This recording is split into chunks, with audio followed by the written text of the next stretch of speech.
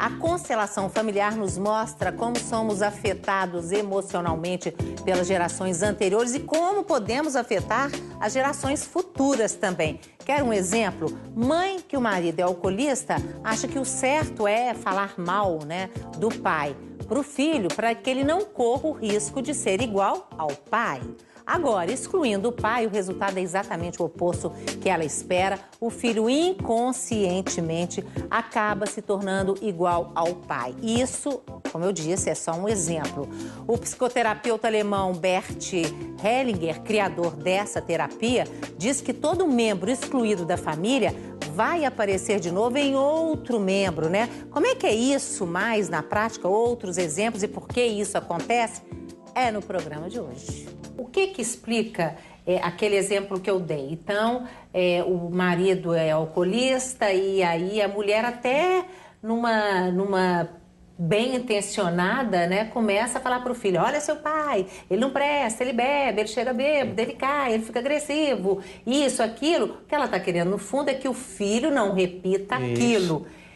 E acaba que depois o filho pode ou não, pode repetir tudo aquilo porque ele não vai querer ser diferente do pai inconscientemente. Exatamente. Então, qual foi a grande descoberta desse psicoterapeuta alemão, Bert Hellinger, em relação a essa técnica terapêutica? Ele descobriu uma consciência. O Freud, a grande descoberta do Freud é que ele trouxe o quê para a humanidade? Ele descobriu o inconsciente, foi uma grande descoberta. O Jung descobriu o inconsciente coletivo. Nós não somos afetados somente pelas questões pessoais, mas sim por uma memória coletiva, pela humanidade. E o Hellinger, eu considero o terceiro revolucionário da psique humana, ele veio descobrir uma consciência que rege todos os relacionamentos humanos e a família. E essa consciência tem a função de zelar pelo grupo. Só que ela zela através de 3 leis. Quais são as leis? A primeira lei é a lei do pertencimento. Então, o que ele percebeu? Essa descoberta do Hellinger não foi teórica, nem filosófica, nem espiritual, nem religiosa. Foi uma descoberta através da prática. Quer dizer, a prática gerou a teoria. Isso é importante. Então, o que acontece? Ele percebeu que nenhum membro de uma família pode ser excluído. O que significa ser excluído? Não é simplesmente, minha filha, você não vem mais aqui, você não visita mais ninguém e põe-se daqui para fora. Não é somente essa exclusão. A exclusão que o Bert Hellinger quis dizer é quando a pessoa não é honrada. Quando ela não é respeitada? Respeitada e honrada. Então, o que acontece naquele exemplo? Porque mesmo o alcoolista, ele precisa de ser respeitado. Sim, aí é que está. Então, o que o Bert Hellinger descobriu nessa consciência, que é a grande descoberta, vamos dizer, do século também? Ele descobriu que essa consciência que zela pelo grupo não está nem aí com certo e errado. Com a nossa consciência pessoal do que é certo e o que é errado. Então, na prática, o que significa isso? Aquela mãe, vendo um pai perdedor na vida, alcoólatra, que não prosperou, tem a consciência pessoal de que o certo para aquele filho é que ele prospere. Ou seja, que ele não seja igual ao pai. Então, ela transmite isso de coração, filho. Papai é um perdedor. É alcoólatra. Eu não quero que você seja igual a ele. E isso não precisa ser falado, às vezes. Às vezes é velado isso. Muitas vezes é explícito, muitas vezes é velado. Os dois funcionam. Então, de uma forma velada, ela passa isso para a alma do filho. O que ela faz naquele momento? Ela não honra o marido, concorda? Sim. Bem, isso não quero que seja igual porque ele é um perdedor. Então, automaticamente você não está honrando. Automaticamente você está excluindo, mesmo com boas intenções. Mesmo que a sua consciência pessoal queira salvar o filho. Como é que lidaria com essa primeira lei? Então, por isso que eu vou ter que me estender um pouquinho para o telespectador entender. Então, o que ela faz? Ela exclui, dizendo, filho, eu não quero que você seja igual ao papai. Aí acontece, o filho, ele está ligado a essa lei, essa consciência coletiva que rege os grupos. Então, aquela criancinha, mesmo sabendo dessa consciência coletiva que rege os grupos, sente inconscientemente que a mãe quer excluir o pai. Como a consciência, que ela se sobrepõe à nossa consciência pessoal, à consciência coletiva, não aceita exclusão, aquele filho interiormente fala, eu não vou ser diferente do papai. Eu vou ser igual a ele. Inconscientemente. Inconscientemente por quê? também. Porque se ele for igual ao pai, ele está junto com o pai, ele não exclui o pai. Porque se ele prosperar na vida, ele vai se diferenciar do pai, concorda? Inconscientemente ele precisa, ele não pode ser superior ao pai, digamos assim. Porque senão ele vai excluir. É um amor interno que o filho tem, um vínculo muito profundo, que está conectado com essas leis que o Bert Hellinger descobriu, que ninguém pode ser excluído. O filho sente essa lei, porque ela existe, então todos nós estamos ligados. Só que de uma forma inconsciente ele sabota a própria vida. Para quê? Para ficar junto com o papai dele.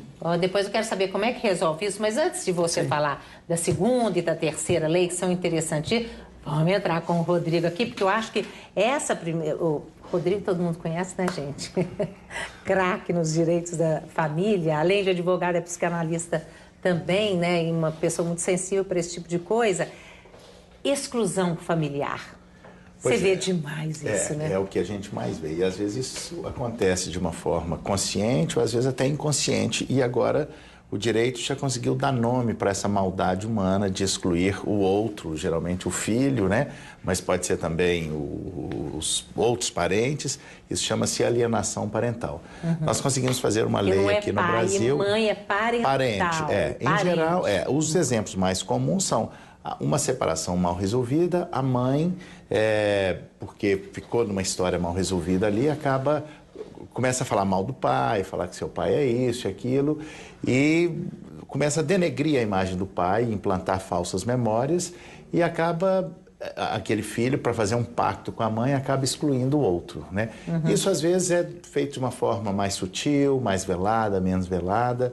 Aqui no Brasil, quem primeiro falou disso foi um psiquiatra americano, Richard Gardner, que deu o nome de síndrome da alienação parental. Mas chegou aqui no Brasil, nós entendemos que nem sempre é uma síndrome, e aí demos o nome de alienação parental, fizemos a lei, e isso, a partir do momento que deu nome para essa maldade humana, que pôde nomear, já ficou mais fácil detectar e até prevenir essa violência que se faz contra a criança. Pois é, mas alienação parental. Justamente, mas essa questão da exclusão do pai, né? No ponto de vista, né, da constelação familiar, né? Achei interessante ele dizer isso, quer dizer, acaba que a vingança é contra o filho.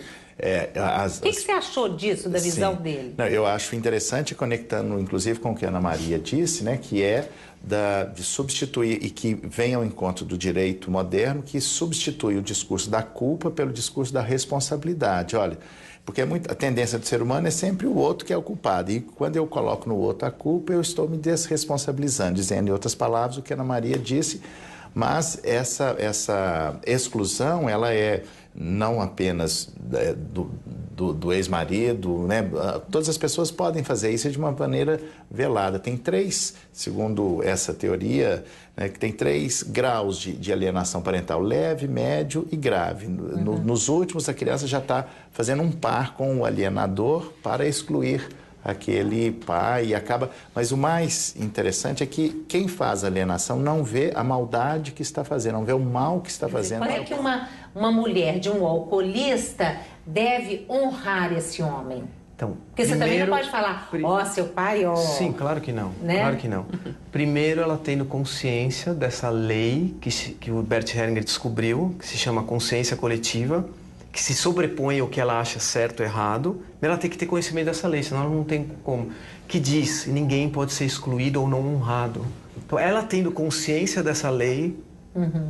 Porque todo mundo tem um problema, né, gente? Se você não tem o alcoolismo, tem outra coisa. Aquela velha história, né? Tem gente que chega assim, nossa, viu a família do sujeito, nós estamos sofrendo por causa disso. Assim, olha essa família, todo mundo tem problema, né? Todo mundo tem família, quem tem família tem problema. Uma frase boa para isso? Sim.